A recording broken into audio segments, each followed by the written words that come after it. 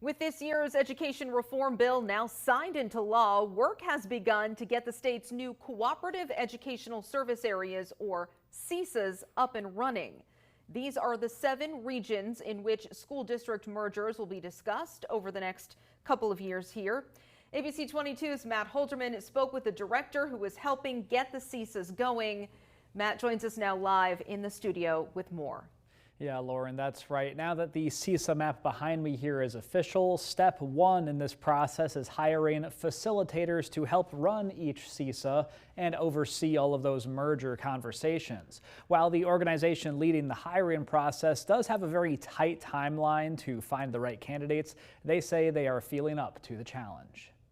The first step is getting the right people in place, which is the step that we are responsible for. The annual work underneath the Golden Dome is complete, and the work on the ground is now officially underway. Just a matter of hours after Governor Phil Scott signed the education reform bill into law last week, the group responsible for the first step in the new process hit the ground running, just as the governor had advised. Our advice is hit the ground running.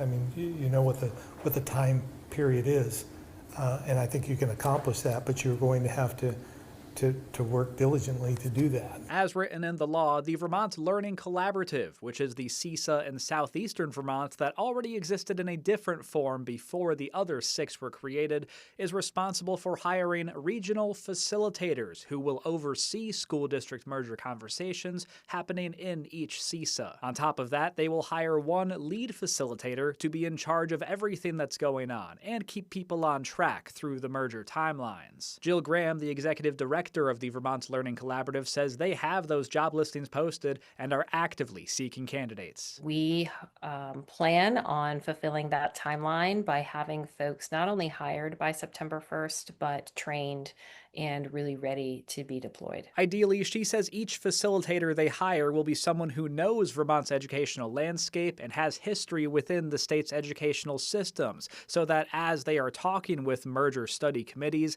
they know which proposals are more likely to work and which ones are less advisable. With a lot of debate to look forward to, Graham guarantees the people they hire will be the best ones to help make those decisions. Our intent is to be very responsive and to meet this moment.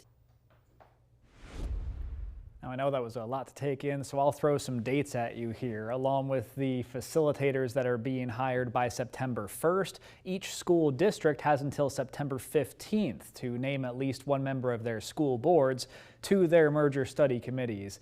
And that will then all lead up to October 15th, when those committees will actually have their first meetings. Reporting live in the studio, Matt Holderman, ABC 22 News.